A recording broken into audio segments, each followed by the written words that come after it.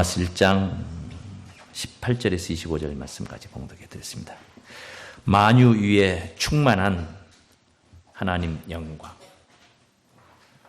만유 위에 충만한 하나님 영광. 이런 제목으로 말씀 전하도록 하겠습니다. 제목을 미리 말씀을 드리는 것은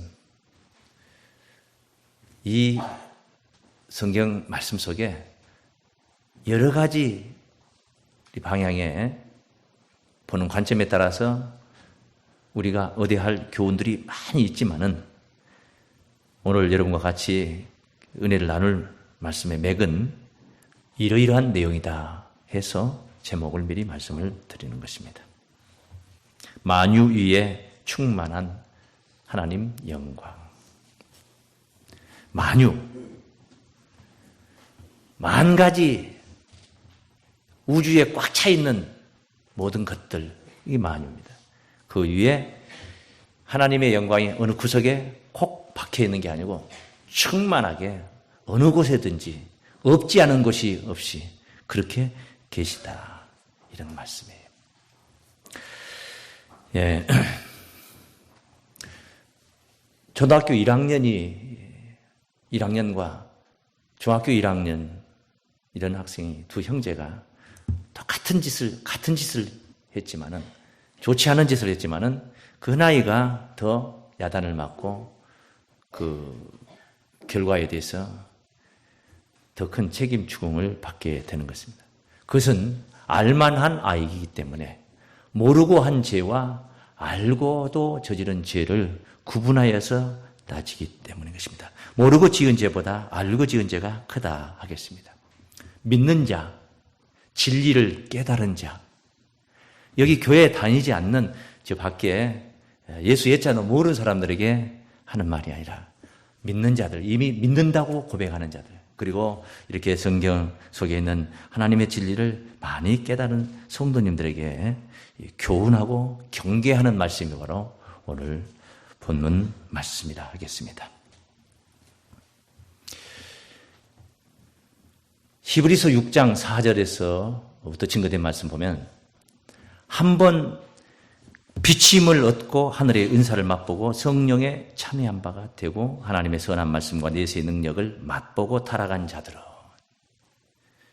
믿지 않는 자들을 말한 게 아닙니다. 이미 비침을 받았다는 거예요. 하나님의 은사를 맛봤다는 것입니다. 이런 자들이 타락을 하면 다시 새롭게 하여 회개케 할 수 없나니 방법이 없다. 방법이 없다. 이는 자기가 하나님의 아들을 다시 십자가에 못 박아 현저히 욕을 보임이라. 예수님이 2000년 전에 십자가 지신 거 정말 인류의 구원을 위한 일이었기 때문에 십자가를 지신 겁니다. 그런데 그 십자가도 부족해서 또 끌어다가 예수를 십자가에 못 박는다면 당연히 당치 않는 일이 하겠죠. 그러니 그 죄값이 예수를 2번 십자가에 못 박는다 하면은 그 죄값이 얼마나 크겠는가. 같은 히브리서 10장 26절 27절 말씀에도 이런 말씀이 있습니다. 우리가 진리를 아는 지식을 받은 후 짐짓 죄를 범한 즉 다시 속죄하는 제사가 없고 오직 무서운 마음으로 심판을 기다리는 것과 대적하는 자를 소멸할 맹렬한 불만 있으리라. 경고의 말씀, 정말 속죄 불가능한 그런 죄다 해서 경계의 말씀이라 하겠습니다. 우리 믿는 자들, 그 사명은 바로 하나님의 영광을 드러내고 나타내고 찬양해야, 찬송해야 할 그런 사명이 바로 믿는 자들에게 있는 줄로 믿습니다. 그런데 알고도 하나님의 그 실제를 알면서도 우리가 그것을 불인정하고 또 하나님이 당장 눈에 보이지 않는다고 해서 우리가 어리석고 불의한 자들과 같은 짓을 우리가 하게 된다면은 그 심판이 참 무섭겠다 하는 말씀인 것입니다. 이게 오늘 본문 1장 18절 19절 말씀을 보면 하나님의 진노가 불의로 진리를 막는 사람들의 모든 경건치 않음과 진리를 막는 자들은 잘못된 자들이죠.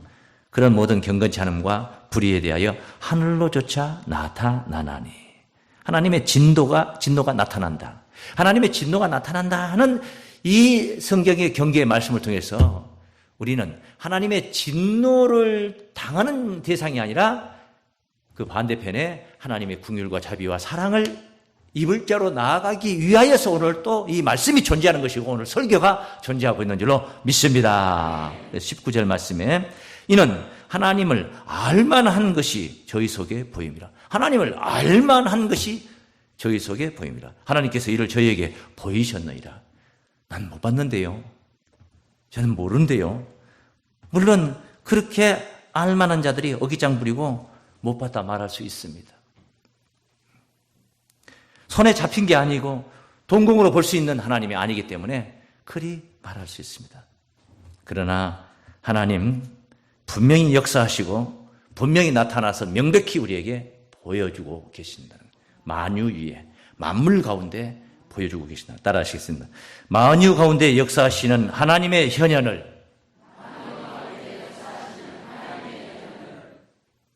하나님의 현현 명백히 나타난다는 명백히 나타난다 그 말이에요.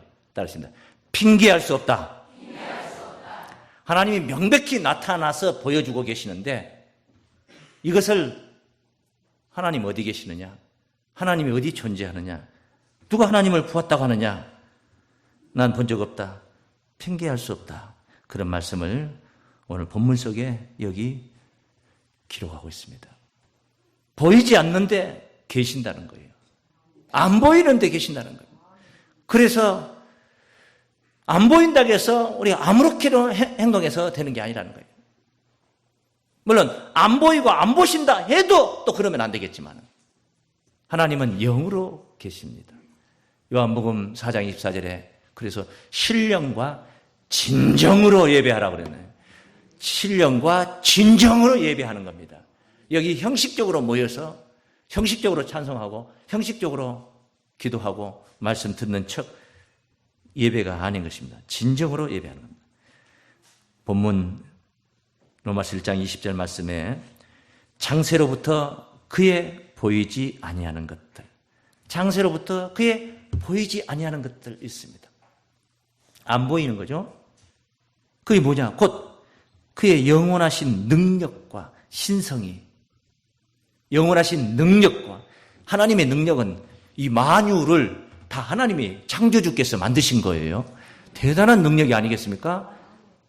그분의 그 신성이 그 신의 성품입니다. 그 성품이 그 만드신 만물에 분명히 보여 알게 되나니, 분명히 보여 알게 되나니, 그러므로 저희가 핑계치 못할지니라.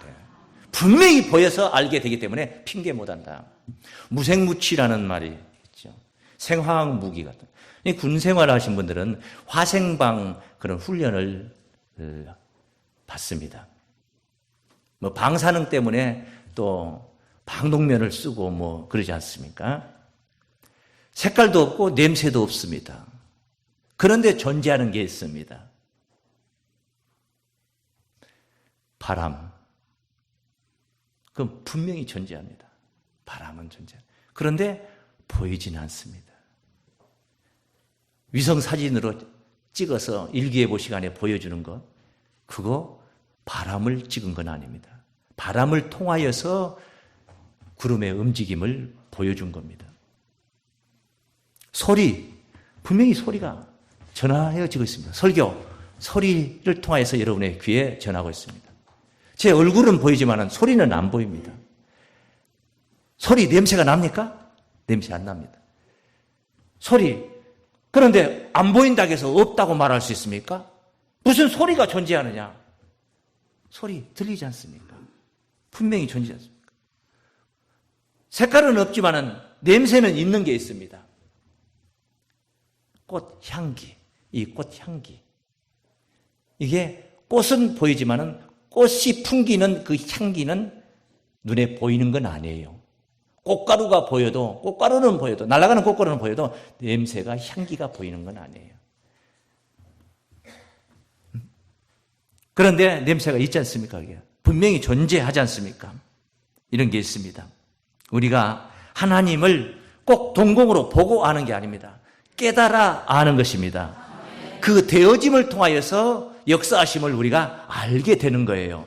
하나님은 분명히 천지에 충만히 존재하고 계신다는 것입니다. 에레미야 23장 23절로 24절 말씀입니다. 나 여호와가 말하노라. 나는 가까운 데 하나님이요 먼 데 하나님은 아니냐? 나 여호와가 말하노라. 사람이 내게 보이지 아니하려고 누가 자기를 은밀한 곳에 숨길 수 있겠느냐? 나 여호와가 말하노라. 나는 천지에 따라 천지에 충만하지 아니하냐? 하나님은 천지에 충만하신 분입니다. 그리고 역사를 하시는 거예요. 잠자고 계신 분이 아닙니다. 역사하신 분입니다. 오늘 만약에 우리가 여기서 이 교회가 이런 교세와 교회 건축물이라든가 모든 것들을 영육 간에 무형체든 유형체든 간에 이 교회 조직과 이 건물 모든 것들이 크게 꽤나 부흥됐네요. 그래서 어떻게 해서 그렇게 부흥이 됐습니까? 아니야, 그냥 저절로 있는 거야. 그냥 있은 거야. 있던 거야. 이 건물을 건축했구만요. 아니야, 건축 나 한 게 아니야. 그럼 누가 했어? 아무도 안 했어. 그냥 있었어. 누가 믿습니까, 그 말을? 건축, 이거 그냥 한 게 아니라 저절로 있는 것이다. 누가 그걸 믿어줍니까? 건축을 한 거죠. 우리 성도님들이 열심히 헌금을 하시고, 그리고 건축업자를 통하여서 분명히 이 건축은 한 것이죠. 그런데 이게 저절로 있는 것이다. 건축한 게 아니다. 누가 만든 게 아니다. 돈 들여서 한 게 아니라 그냥 저절로 생긴 것이다. 처음부터 있었던 것이다. 태초부터 있었다. 누가 그것을 믿습니까? 안 받아들이죠. 하물며 이런 조그마한 건축물도 이런 우리들의 모임도 노력하는 자가 있는 것이고 손으로 힘쓴 자가 있어서 뒤어지는 현상들인데 하물며 천지 만물에 우주에 꽉 차 있는 크고 작은 모든 물건들이 어떻게 저절로 있다고 그것을 믿느냐 이 말이에요. 당장에 나타난 현실 속에 있는 작은 것도 누가 만들었다고 그렇게 만들지 않고 저절로 생긴 게 아니라고 그렇게 생각을 하면서 이 엄청난 우주를 어떻게 저절로 있다고 창조주가 없다고 생각을 하느냐 그런 것입니다. 저는 지금 내 자신을 생각하면서 하나님이 살아계시다는 것을 저는 체험을 늘 합니다. 지나온 과거가 그렇고 오늘 현실이 그렇고 또 확신하기는 미래도 그렇게 저는 확신합니다. 제가 어떻게 여기 서서 설교를 하느냐. 학창시절에 이 학생들 얼굴도 뻔히 못 쳐다보고 그냥 뒤따라오면 도망가기 일쑤고 골목 안 보이는데 가야지 걸음걸이가 편해지고 어디 가서 얼굴이 벌게져서 남 앞에서 말 한마디도 못하던 그렇게 수줍고 내성적이던 그 아이가 어떻게 이 많은 청중 앞에서 설교를 할 수 있느냐. 이건 아무리 생각해도 이건 제 힘이 아니에요. 내 자신의 능력이 아니에요. 이건 누가 전능자가 이렇게 만들어 놓은 거예요. 할렐루야. 여러분은 여러분의 현실을 보면서 어떻게 생각합니까? 여러분이 잘나서 지금 이만큼이라도 이렇게 있는 겁니까? 아니면 얼마만큼 무너져 있으니까 이것은 정말 그것은 무너진 것은 조상 탓이고 잘난 것은 다 내 능력입니까? 무너져 있는 그 상태도 그만한 상태도 하나님의 사랑이고 감사의 조건입니다. 더 완벽하고 더 무너지지 않음으로 가게 하기 위해서 하나님께서 훈련하시는 시련을 주신 것이고 바로 그것은 거짓돌이 아니라 디딤돌의 역할을 해주기 위해서 하는 줄 누가 알겠습니까? 그것을 믿는 자들의 마음의 자세를 생각을 해보는 것입니다. 이렇게 우리가 하나님을 알고 하나님을 믿는 자 그리고 성경을 깨달았다면 더더구나 우리는 겸손한 자로 하나님 앞에 이거 모든 게 다 하나님 전능자의 힘에 의해서 이루어진 현상입니다 하고 겸손하고 감사해야 되는데 자기 힘을 믿고 내가 이뤘다 하고 감사는커녕 교만해져 가지고 있을 때에 오늘 이 본문 말씀이 바로 본문의 중요한 맥이 바로 성립이 되는 거예요. 오늘 본문의 맥이 심판의 맥이 여러분에게 성립이 되는 게 아니라 심판을 반전시켜서 구원으로 나타나는 그러한 축복이 여러분에게 성취되기를 주의 이름으로 축원합니다. 그래서 자기 자신을 믿는 것은 그것은 사람을 믿는 것입니다. 그게 바로 우상 숭배가 되는 것입니다. 그것은 하나님을 찬송하는 감사생활하는 성도들의 자세가 아니라는 것입니다. 그래서 항상 은혜를 잊지 않아야 됩니다. 항상 오늘의 현실 속에 있는 하나님이 주신 이 풍성한 은혜를 잊지 않아야 된다는 거예요. 잊지 않아야 됩니다. 하나님은 역사하십니다. 쉬지 않고 역사해 오셨고 지금도 역사하시고 또 앞으로도 역사하실 것입니다. 따라하십니다. 역사하시는 하나님의 영광을 찬송하며 감사하는 삶이 되어야 한다. 오늘 여기까지 인도해 주신 하나님께 정말 감사하고, 오늘 현실 여기 이렇게 세워주고 계시는 감사하고, 앞으로 또 인도해 주실 하나님께 감사하는 그런 삶을 살아야 된다. 믿습니까? 그게 바로 전능자에게 사랑받고 축복받는 길인 줄로 믿습니다. 오늘 본문 1장 21절 말씀 보십시오. 1장 21절 말씀에 하나님을 알되 하나님으로 영화롭게도 아니하며, 하나님을 안다면서, 하나님을 믿는다면서 하나님께로 그 영화롭게도 아니하며 감사치도 아니하고 오히려 그 생각이 허망하여지며 미련한 마음이 어두워졌나니. 하나님을 안다면서도 그렇게 감사치도 않고 영화롭게도 하지 않고 허망하여져서 미련한 마음이 바로 어두워졌다, 그런 말씀. 하나님은, 전능자는 살아 역사하신다. 만유에 충만하신 그 신성과 능력이 지금도 살아 역사하시는 거예요. 그렇게 역사를 하셔서 하나님께서 이루어 주시는데 불구하고 그것을 듣지 않는다는 그런 말씀이에요. 그 뒤에 말씀 보시면 22절 말씀은 스스로 지혜 있다나 우준하게 돼요. 스스로 지혜 있다. 스스로 지혜 있다는 건 자기를 믿는 겁니다. 자기 자신, 사람의 힘을 믿는 거예요. 썩어지지 아니하는 하나님의 영광을 썩어질 사람과 금수와 버러지 형상의 우상으로 바꾸었느니라. 우상으로 바꾸느니라. 그러니까 하나님보다는 이 시대가 물질 만능 시대 속에 들어가다 보니까 쾌락을 좋아하고 편안하게 즐기는 일락을 좋아하고, 그래서 거기다 초점을 맞추다 보니까 하나님보다는 세상의 가치를 더 귀히 여기고 우월하게 생각한다는 거예요. 세상의 가치를 우월하게 생각하는, 우상화되었다는 거예요. 하나님을 신으로 믿는 게 아니라 세상의 가치를 오히려 더 신으로 믿는 거예요. 명예, 권세, 물질, 정력, 이런 것들을 더 귀히 여기고 하나님보다 더 우월하게 생각하는, 성경을 안다는 자들이, 믿는다는, 하나님을 믿는다는 그런 자들이 바로 그렇게 오히려 교만으로 발전되어서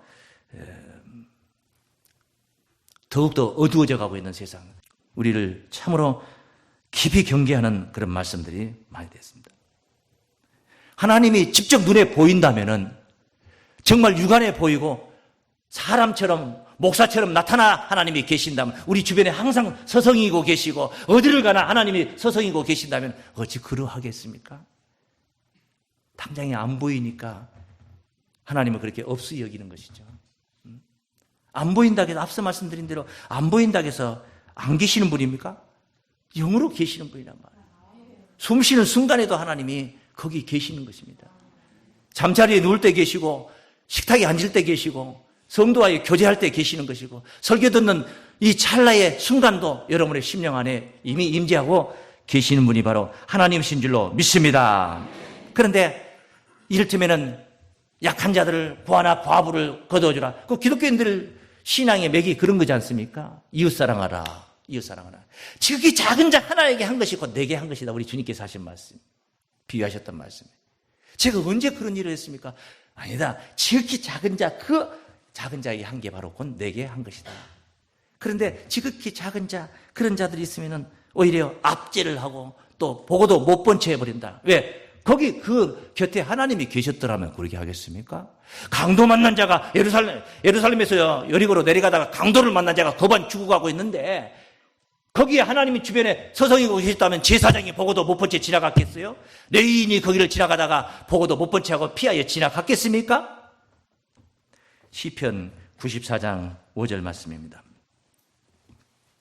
여호와여, 저희가 주의 백성을 파쇄하며 주의 기업을 건국케 하며 과부와 나그네를 죽이며 고아를 살해하며 말하기를, 여호와가 보지 못하며 야곱의 하나님이 생각지 못하리라 하나이다.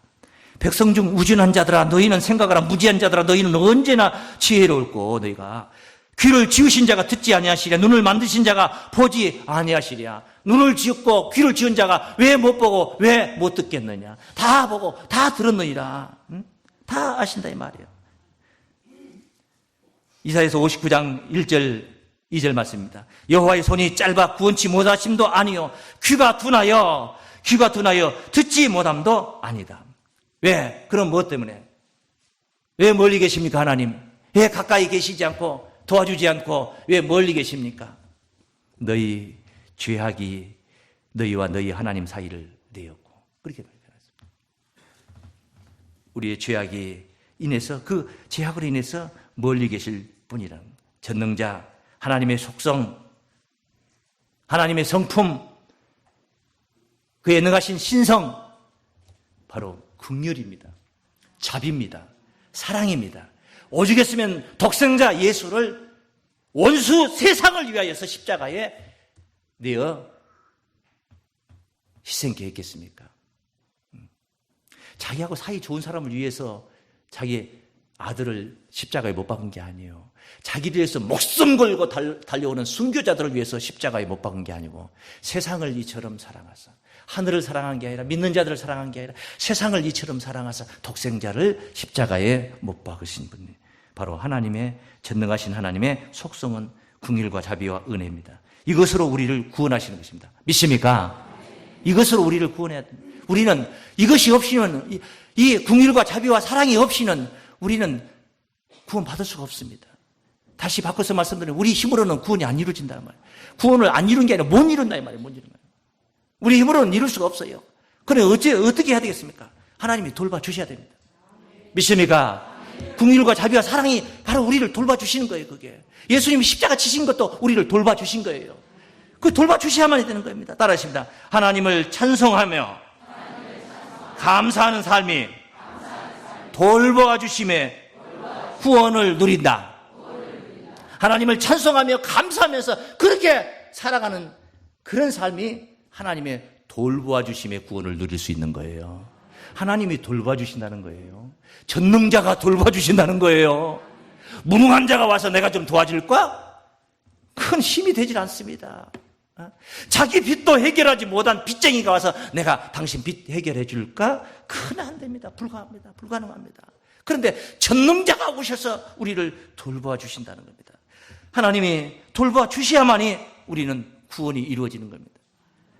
바꾸서 말하면 하나님이 손 떼어버리시면은, 방관하시고 방치해버리시면은 구원 없다, 이런 말씀입니다. 바꿔서 심판이다, 그런 말씀이에요. 이스라엘 민족들이 말입니다. 애굽에서 해방받아서 가나안 땅을 갑니다. 그런데 광야길이 너무 고달프고 힘들다 보니까 자꾸 불퉁거리고, 금세 기적을 맛보고도 또 불퉁거리고 또 불퉁거리고. 아무리 인간이 불퉁거려도 하나님이 돌봐주셨더라면은, 그잖아요? 자식이 서너 살 먹은 아들이 떼깡을 놓고 길거리에서 들어 넣어버리고 막 아이스크림 사달라 하다 오만 떼깡을 다 놔도, 부모가 마음이 있으면은, 내 자식이니까 마음이 있으면 그까짓 거 하나 못 돌봐주겠습니까? 사달라는 거 사줄 수도 있고, 또 그걸 사주면은 버르장머리가 잘못된다, 그래서 인생을 망친다 하면은 안 사주고, 그것을 어쨌든 교훈을 하고 타일러서 해서 그 어린 아이 하나 좌지우지 못한다면은 그건 어른도 아니지, 어른도 아니죠. 하물며 하나님 아닙니까? 전능자가 아니십니까? 전능이라는 말은 뭐예요? 못하는 일이 없는 분이에요. 다 능하시다 이 말이에요. 그런 하나님이 돌봐주시면은 우리에게 못 이룰 것이 없습니다. 그런데 돌봐주지 않았다는 거예요. 저 광야에서 엎어져 죽은 사람들은 어떤 사람들이에요? 하나님이 돌봐주지 않았어요. 그 이유는 여러 설명이 필요한데 그 한 단면만 한번 보겠습니다. 히브리서 8장 9절 말씀. 또 주께서 가라사대 내가 저희 열조들의 손을 잡고, 열조들의 손을 잡고, 이 말은 애굽 땅에서 가나안을 향하던 이스라엘 히브리 민족들을 얘기하는 것입니다. 애굽 땅에서 열조들의 손을 잡고 애굽 땅에서 인도하여 내던 날에 저희와 세운 언약과 같지 않도다. 같지 아니하도다. 이 말은 하나님이 예수님을, 이제 답만 말씀드린다면, 하나님이 예수님을 십자가로 세워가지고 우리와 언약한 이 새 언약은, 헌 언약 말고 새 언약은, 저 옛날에 애굽 땅에서 그 열조들의 손을 잡고 인도하여서 가나안 땅 데리고 나가겠다고 그렇게 표현했던 그때 그들에게 했던 언약과는 같지 않다, 다르다. 같지 않다, 다르다 하고 나서 그 뒤에 저희는, 그 새 언약 말고 옛날 언약 안에 있었던 그 자들, 율법 아래 있었던 그 자들, 저희는 내 언약 안에 머물러 있지 아니하므로, 다시 내가 저희를 돌아보지 아니하였노라. 내가 저희를 뭐하지 아니하였노라? 돌아보지 아니하였노라. 전능자가 번체만체 한다 이 말입니다. 돌아보지 않았단 말입니다. 가다가도 돌아보고 가다가도 돌아보고 쫓아가서 돌봐주고, 이게 전능자가 이렇게 해주셔야지 우리 구원이 이루어지는 거지. 너 혼자 알아서 천국 오라? 못합니다. 여러분 알아서 혼자 천국 갈 수 있어요? 안 됩니다. 안 됩니다. 하나님이 돌봐주셔야지 가능한 거예요. 이 세상은 그렇게 순탄하게 쉽게 그냥 저절로 구원 이루어지는 게 아닙니다. 아닙니다. 하나님이 돌봐주셔야 구원이 가능하다는 말씀이에요. 절대로 구원자가 손 떼버리면, 방치해버리면 바로 책망하시고 경계해 주시고 그래야 되는데, 책망도 안 해주고 경계도 안 하고, 작은 회초리를 들고 매질도 좀 해주셔야지 우리가 정신 바짝 차려가지고 하나님이 오라 하시고 기뻐하시는 길을 갈 수 있는데, 그것도 안 하고 그냥 오냐 알아서 해라 해버리면 그건 망해버리고 맙니다. 하나님이 우리를 사랑하시기 때문에 책망적인 말씀도 성경에 써놓은 거예요. 계시록 3장 19절에 사랑하기 때문에 책망하며 징계한다고 그랬어요. 사랑하기 때문에. 사랑하지 않으면 길바닥에 들어넣어서 옷을 망가뜨리든 무슨 짓을 하든 간에 학교 안 가고 가방 집어 던져버리고 어디 가서 만화방에 갔든 오락실에 가 있든, 그거 사랑하지 않으면 네가 뭐 커서 뭐가 되든 간에 내가 뭔 상관이냐고 버려도 돌봐주지 않으면 어찌 되겠습니까? 하나님이 우리를 돌봐 주시는 겁니다. 그래서 그 이야기를 오늘 본문의 24절 말씀 한번 보세요.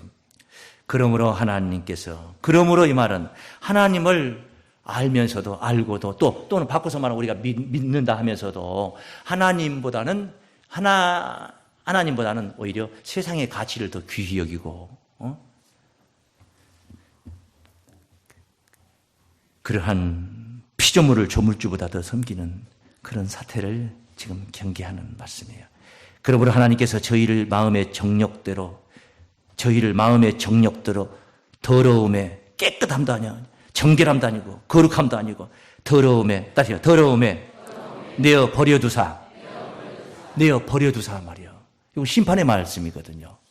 이런 경계의 말씀을 듣고 우리는 구원의 길로 돌아서는 겁니다. 할렐루야. 정욕대로 더러움에 내어 버려두사 저희 몸을 서로 욕되게 하셨으니 이는 저희가 하나님의 진리를 거짓으로 바꾸어 피조물을 조물주보다 더 경배하고 섬깁니다. 주는 곧 영원히 찬송할 이십니다. 피조물을 조물주보다 더 섬깁니다. 성경에 기록된 말씀, 이 약속의 말씀보다도 목사가 하는 소리가 더 진리야. 성경에 없는 말이어도 목사님이 하신 말씀은 그 진리야. 성경에 있어도 목사님이 아니라 하면 또 아니에요. 이런 성도의 흐트러진 신앙, 피조물을 조물주보다 더 섬기고 우상화되는, 하나님을 두려워함보다는 바로 오히려 사람을 더 두려워하는 어리석은 자들. 그래서 내어 버려둔다, 그런 말씀. 여기 그걸로 끝난 26절 말씀 보세요. 이를 인하여 하나님께서 저희를 부끄러운 욕심에 내어 버려두셨어요. 내어 또 뭐예요? 버려주셨어요. 버려두셨을 때에 그 버려둠의 대상이 되면 안 되는 거예요. 그래서 우리는 오늘 이 경계의 소리를 듣는 겁니다. 할렐루야. 28절 말씀 하나 더 보세요. 28절 말씀. 또한 저희가 마음에 하나님 두기를 싫어하며 하나님께서 저희를 그 상실한 마음대로 내어 버려두사, 계속 내어 버려두사를 반복하고 있지 않습니까? 또 내어 버려두사. 그 내어 버려두니까 어떻게 되는가 보세요. 내어 버려두사 합당치 못한 일을 하게 하셨으니, 합당한 일을 하도록 해줘야 되는데 합당치 못한 일을 하게 하셨으니, 곧 그게 내용이 뭡니까? 구체적으로 뭐냐? 모든 불의, 추악, 탐욕, 악의가 가득한 자요, 시기, 살인, 분쟁, 사기, 악독이 가득한 자요, 수군수군하는 자요, 비방하는 자요, 하나님의 미워하는 자요, 능욕하는 자요, 교만한 자요, 자랑하는 자요, 악을 도모하는 자요, 부모를 거역하는 자요, 우매한 자요, 배약하는 자요, 무정한 자요, 무자비한 자라. 저희가 이 같은 일을 행하는 자는 사형에 해당하다고 하나님의 정하심을 알고도 자기들만 행할 뿐 아니라 또한 그 일을 행하는 자를 옳다 하느니라. 이렇게 내어 버려둠이 바로 심판이라. 내어 버려둠은 심판입니다. 하나님의 돌보심이 구원입니다. 그 하나님의 돌보심 속에는, 돌보심을 이루기 위해서는 여러분 하나님께 영광을 돌리고 찬송하며 감사하는 삶이 되십시오. 오늘 이만큼 여기까지 온 것이 바로 하나님의 사랑이고 축복이고 은혜요, 하나님의 구원임을 여러분 찬송하고 감사하는 삶으로 항상 하나님의 돌보심 속에 구원을 누리시는 거룩한 성도들 되시길 주의 이름으로 축원합니다. 자비로우신 아버지 하나님 감사합니다. 이만큼 여기까지 그동안도 돌보아 주심을 감사드립니다. 은혜가